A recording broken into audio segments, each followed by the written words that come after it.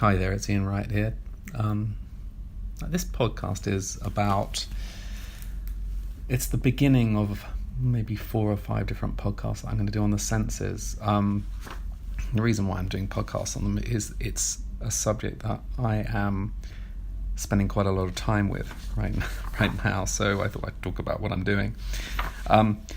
First of all, I'm setting up a series of lectures for a postgraduate paediatrics group of osteopaths in Florence, Italy, which I'm lecturing next weekend on. So I'm doing quite a lot of work on the development, and especially the neurodevelopment of the senses. I've always been interested in senses and sensory development, especially through some of the old Taoist practices of sensory development. And I've been running a course called The Dynamics of Stillness for 10-12 years now, which is really based around sensory development, which is, in a way, it's about developing this sense of felt sense, and I'll talk about that later. Anyway, the first sense, this is the one I'm going to talk about today, is the sense of smell. This is actually the first sense we have. It's a very deep sense that's came first evolutionarily to us, actually. It developed, I think, from fish, because actually for us to smell something, it has to dissolve. The particles have to dissolve in water or fluid, and then the olfactory or the smell sensors can pick it up.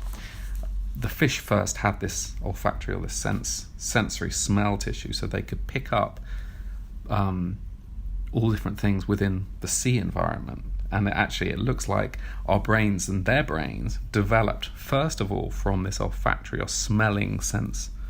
So what happened is the particles were absorbed and they were processed in this olfactory center of the brain, and that was the first part of the fish's brain to develop. So it looked like the whole of the rest of the brain developed from this area right at the front. So you could say that actually we think, as in our brains have developed because we smelled.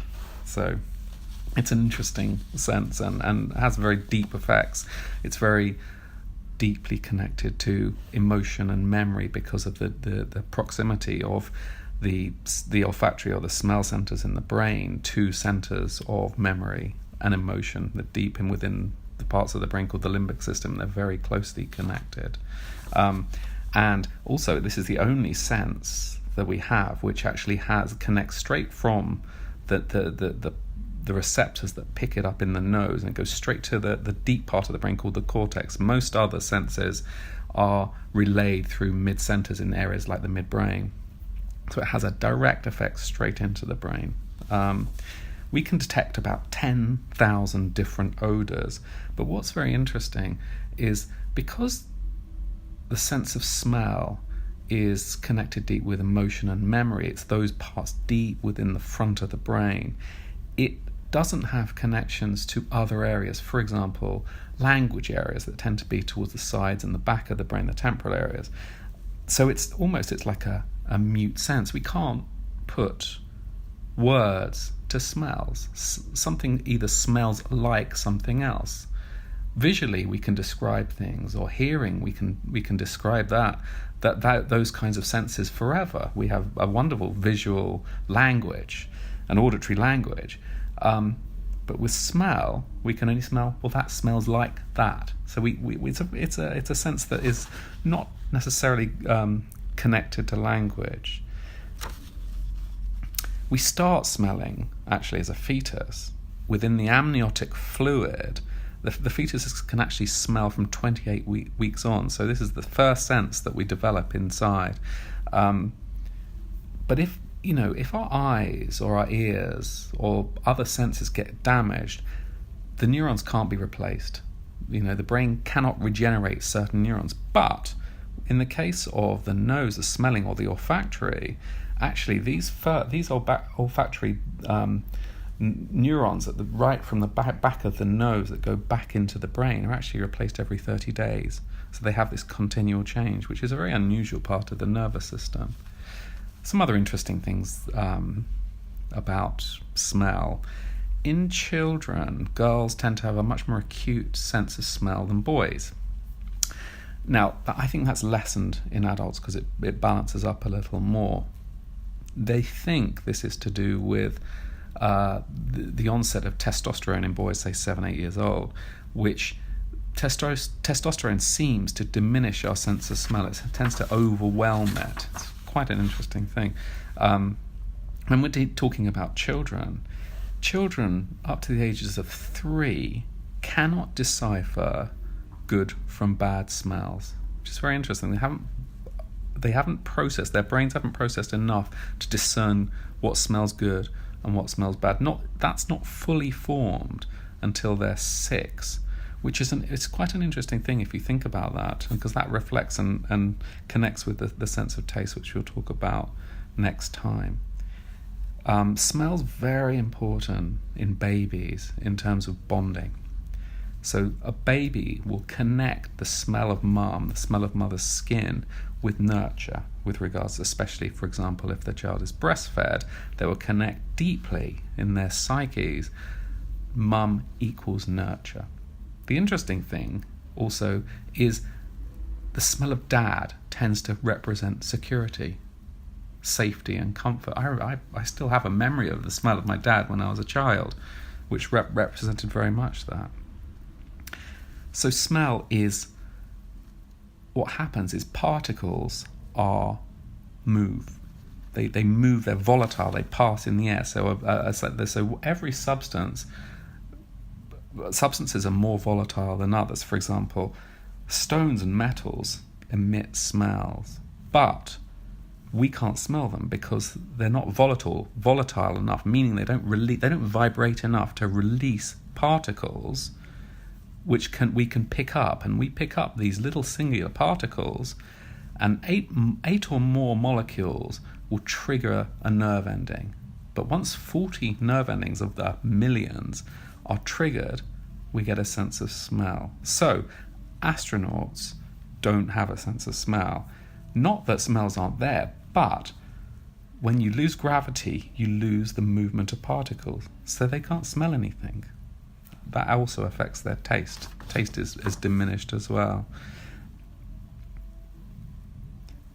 Interesting other thing about smells. Smells obviously have deep emotional, sensual connections within us, and they can represent strong emotional and sexual attraction, etc., etc. That's why they've always been used as perfumes, because of that deep subliminal emotional reaction that you get from them.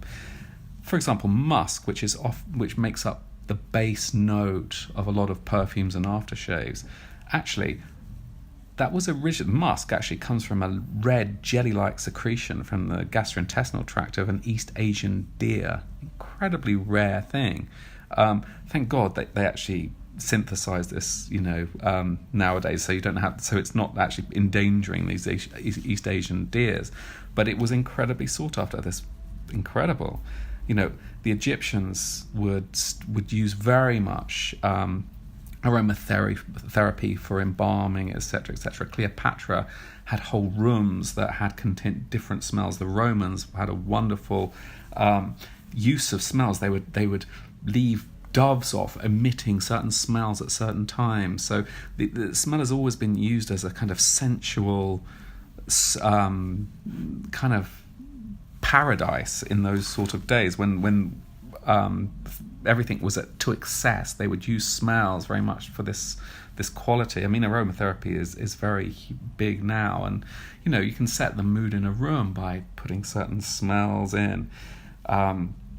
There's some Yale research actually that says, for example, showed that the smell of spiced apples, actually they found to decrease the frequency of panic attacks, and blood pressure would diminish a little bit with spiced apples. Lavender would help with metabolism, for example. So smell is huge in terms of our mood and our memory.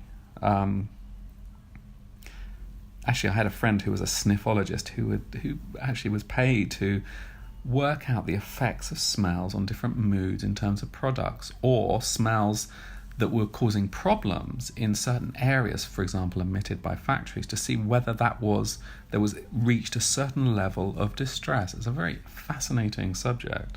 So it's a hugely interesting area, and it's one of our least kind of explored senses.